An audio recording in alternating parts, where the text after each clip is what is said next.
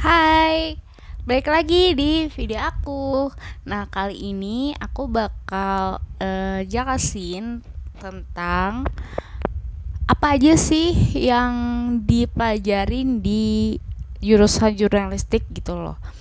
Nah, di sini eh, ada 21 mata kuliah yang kalau di kampus aku tuh persyaratan lulus untuk melanjutkan skripsi itu ada 21 mata kuliah. Dan kalau misalnya nilai kan ada A plus, B plus gitu kan. Nah, ini mata kuliahnya nggak boleh D. Nah, langsung aja kita ke videonya. eh Kan ada 21 mata kuliah. Sebenarnya banyak, ada mungkin 40-an gitu loh. Dan di kampus aku tuh paling banyak persyaratan mata kuliahnya gitu loh. Ini di jurusan aku ada 21. Kita mulai dari pengantar ilmu komunikasi. Itu tuh kayak ngejelasin tentang gimana alur proses komunikasi, kayak komunikator, pesan, media, gitu-gitu deh. Terus yang kedua ada statistik sosial. Nah, statistik sosial itu matematika, aljabar gitu. Seingat aku gitu kan.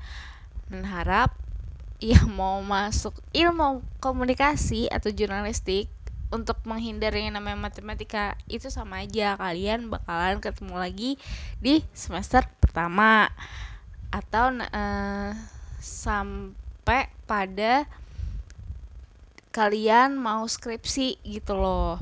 Terus yang ketiga pengantar filsafat dan logika, itu tuh belajar tentang pemikiran kritis kita gitu. Kenapa kita harus melakukan itu gitu loh, misal gitu. Jadi kayak pola pikir kita tuh terlatih gitu loh buat berpikir kritis gitu. Terus yang keempat adalah teori komunikasi. Nah, teori komunikasi ini mempelajari tentang jadi kan misal ada pengertian tentang komunikasi itu apa sih gitu loh. Jadi itu pendapat para ahli gitu loh.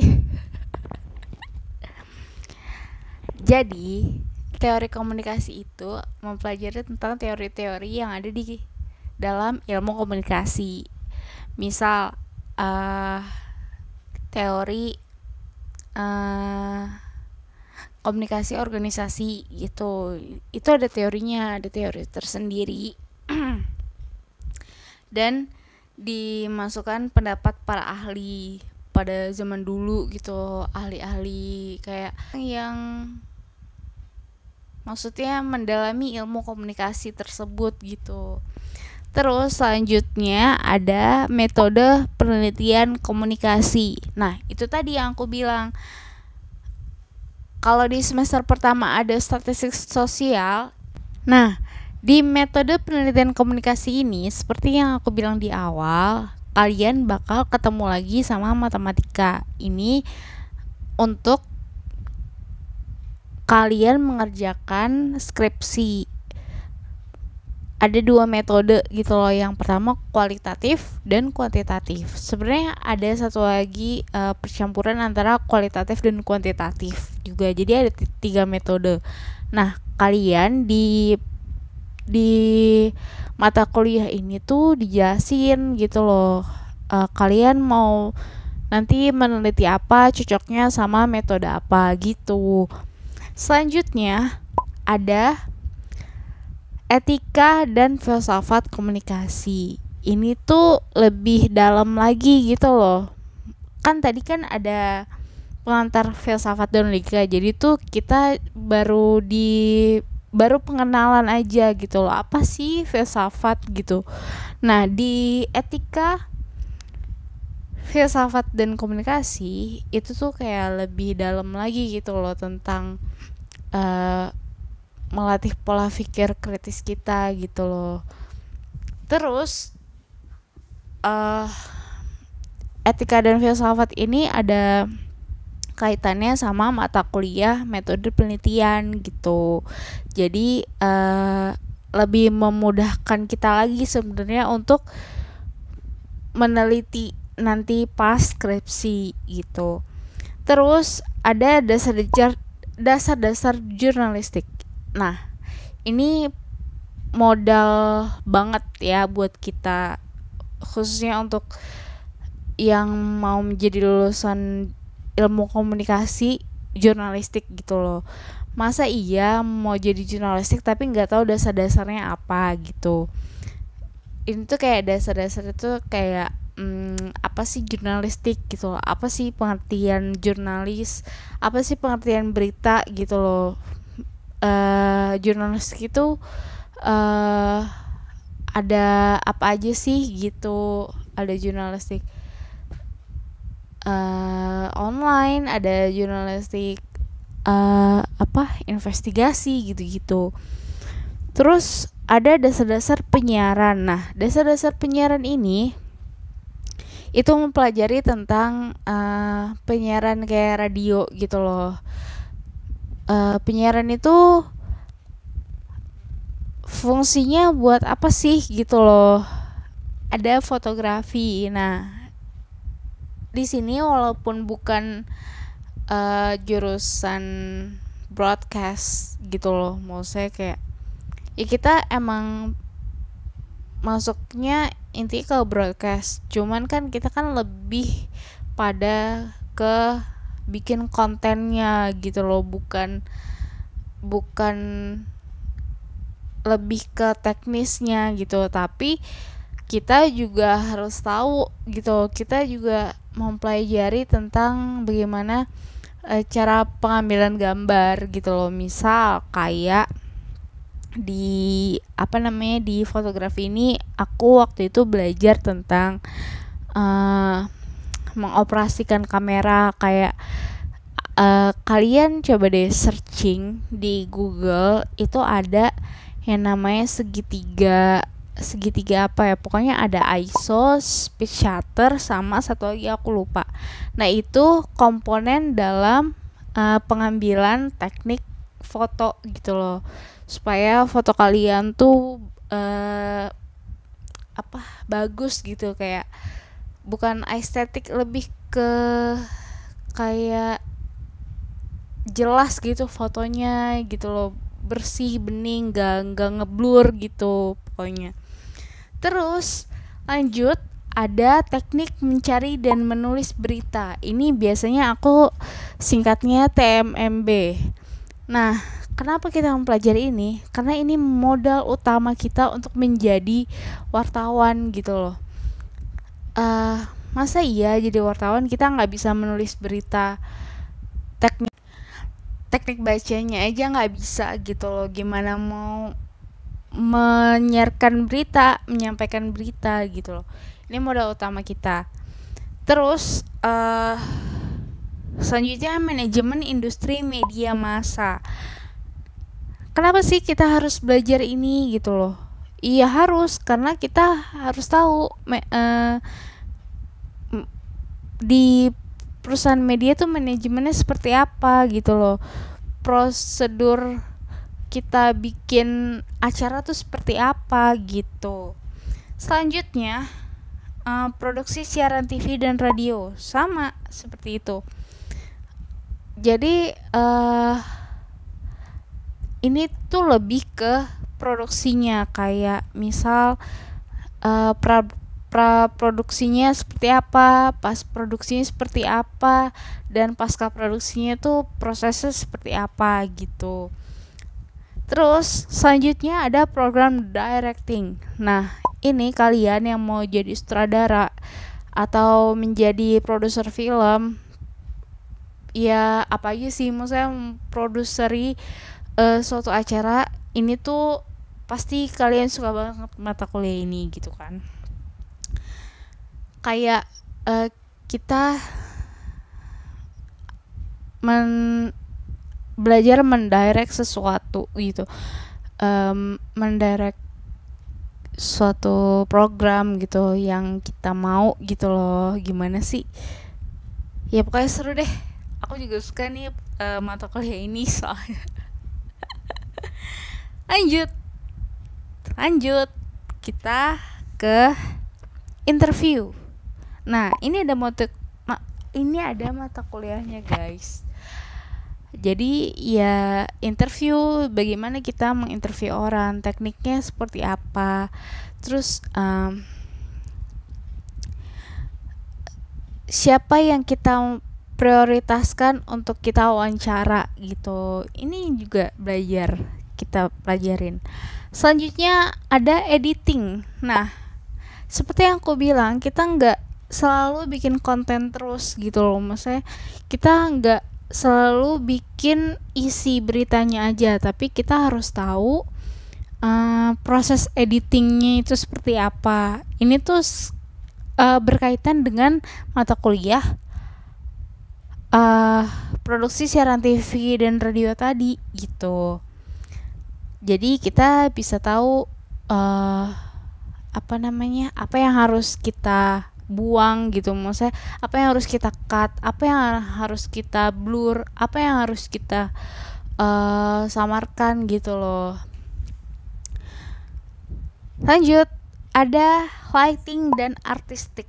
Nah, ini penting juga. Ini komponen di dalam sebuah produksi siaran gitu kan. Kayak lighting itu sebenarnya perlu kalau misalnya kalian syuting di indoor. Kayak misal kamu pernah lihat yang simple aja deh, Tonight Show. Itu kalau kita lihat kan di TV itu kayak gelap gitu kan, maksudnya kayak cahayanya ya normal aja, tapi sebenarnya itu tuh udah ada settingan lightingnya gitu loh, biar pas masuk ke kamera tidak terlalu terang dan tidak terlalu gelap juga. Itu ada ilmunya. Terus juga artistiknya. Nah, dari segi artistik itu tuh penting banget. Kayak kalian pernah nonton film Marvel kan, kayak nonton film apa ya, kalau yang jelasnya tuh yang gampangnya tuh kayak OVJ. Nah, OVJ itu kan dia ada propertinya, kayak misal ada wayang-wayangnya, terus kayak ada backgroundnya itu kayak gambar misal pemandangan gitu-gitu. Nah, itu kita juga mempelajari itu gitu. Kayak ada green screen-nya gitu. Nanti kayak mau bikin video, kalau kita mau bikin video klip itu kan pas produksinya itu pakai green screen. Nanti pas selesai pasca produksinya gitu, pas hasilnya itu kita bisa ganti dengan pakai CGI gitu, kayak misal ada di awan gitu, kayak persis sinetron Indosiar deh, yang gitu-gitu, yang bisa terbang gitu-gitu. Nah, itu yang kerjain orang artistik gitu. Lanjut, ada teknik kamera, sama kayak fotografi juga, cuman ini lebih mendalam aja gitu loh mempelajarinya gitu. Terus ada teknik audio dan tata suara. Ini juga dipelajarin biar kita tahu apa sih namanya, teknik pengambilan suara. Saya nge-mixing audionya tuh, atau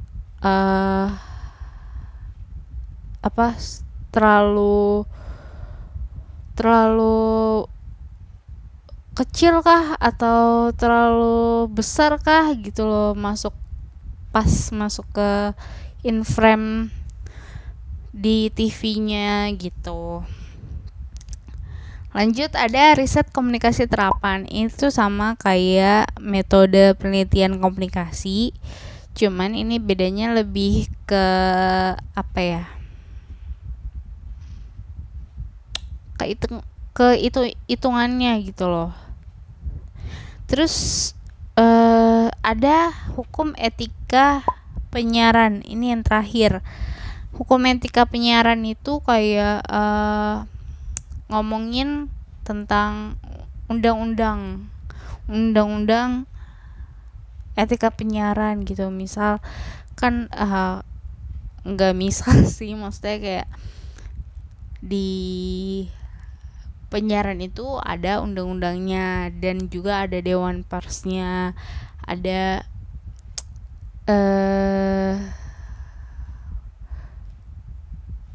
pokoknya ada yang mengatur tentang penyiaran itu sendiri gitu loh. Jadi kita juga mempelajari itu gitu loh.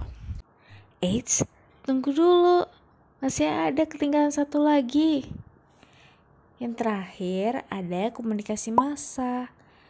Nah, komunikasi massa itu mempelajari tentang bagaimana komunikasi di dalam media massa gitu. Nanti diajarin tentang siapa sih yang jadi penyaring beritanya, atau si editor kah atau si wartawannya sendiri gitu. Itu udah dipelajari nanti. Oke deh, gitu dulu video dari aku. Video selanjutnya bakalan aku pikirin. Jangan lupa buat support channel ini dengan cara subscribe, tentunya di like, di share ke teman-teman kalian yang mau masuk jurusan jurnalistik. Boleh banget, ini kisi-kisi dari aku sebenarnya. Terus ya udah deh, di komen aja mau dibikin video apa, nanti aku tampung idenya, aku godok gitu supaya bisa bikin video lagi. Oke, bye bye, thank you so much.